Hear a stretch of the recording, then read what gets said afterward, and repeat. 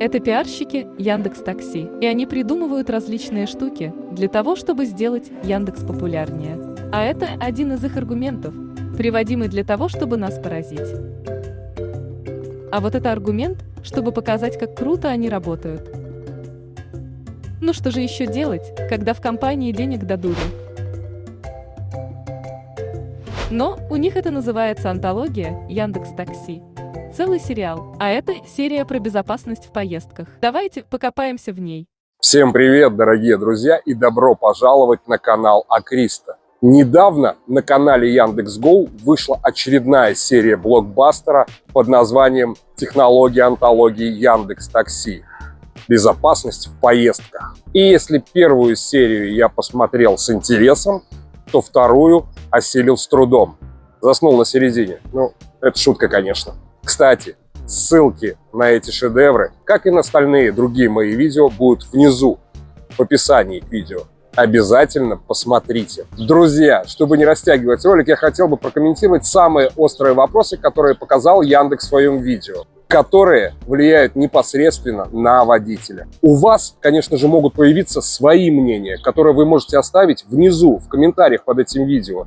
Я, безусловно, все их прочту и постараюсь на них ответить. И, конечно же, мне очень интересно ваше мнение. Самая главная мысль, которая не покидала меня на протяжении всего просмотра, для кого же сделан этот ролик? Для водителей или для пассажиров? Ну, не получается быть тут и нашим, и вашим. Потому что если расценивать мою роль как роль пассажира, я слышу бред во всем в этом ролике.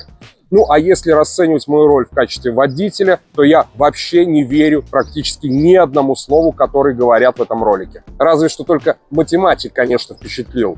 Ну и такое количество лиц, которые в работе в Яндекс.Такси участвуют в создании программы по распознаванию лиц. Бесплатно, заметьте. Такое большое поле для деятельности. И это, конечно, является ноу-хау. База данных лиц у них, естественно, знатная. В этой серии пиарщики Яндекс собрали максимально нудных людей.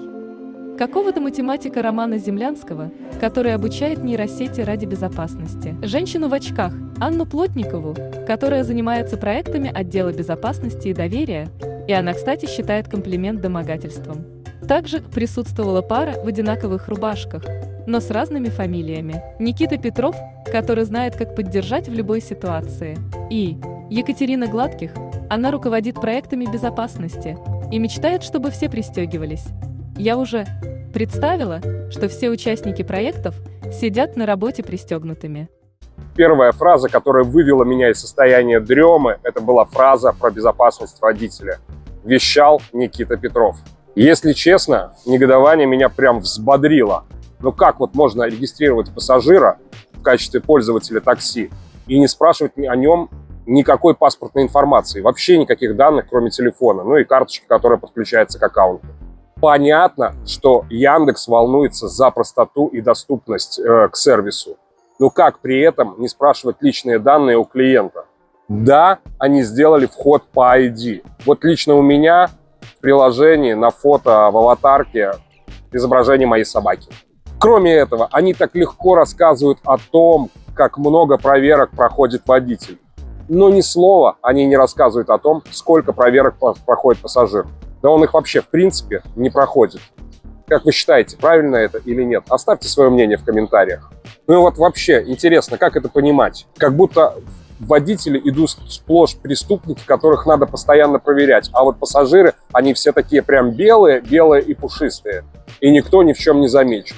Бывает, что везешь такую белую и пушистую тушку весом килограмм 150 на заднем сиденье с запахом перегара. Аж машина перекашивается. И даже не знаешь, что думать. Что же у тебя происходит за спиной? Что она думает, эта белая пушистая тушка?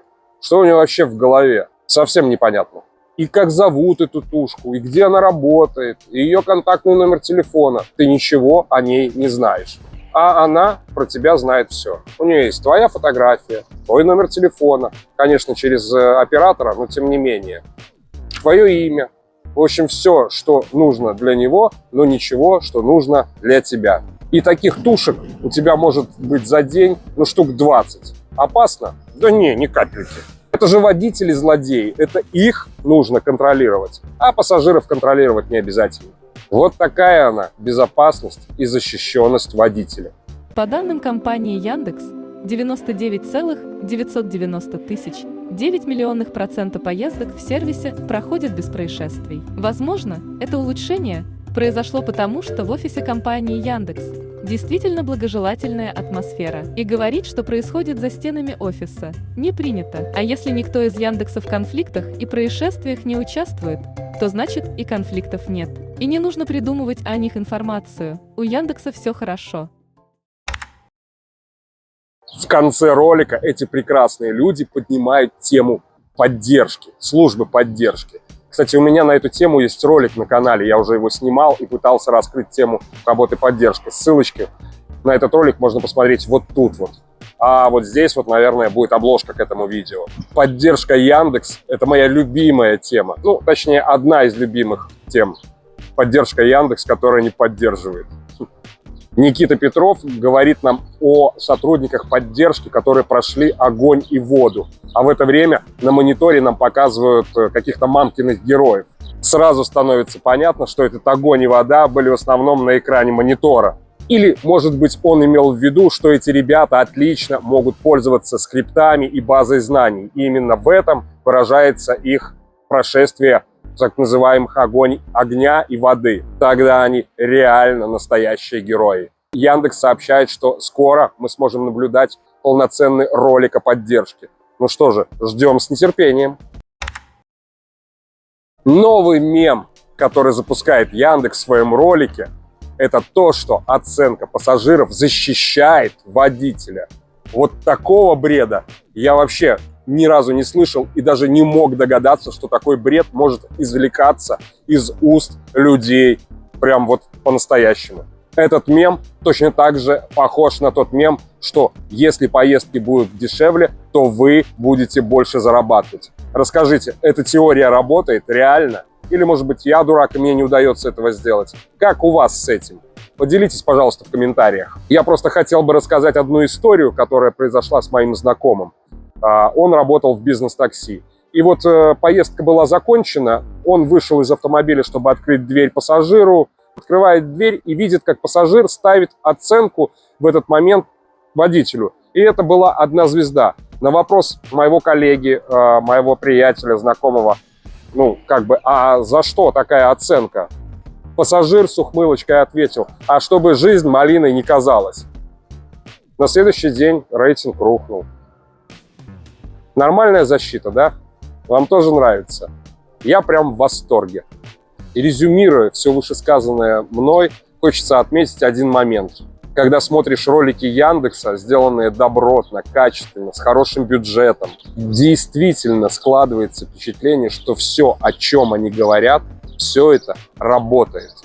И да, это действительно работает.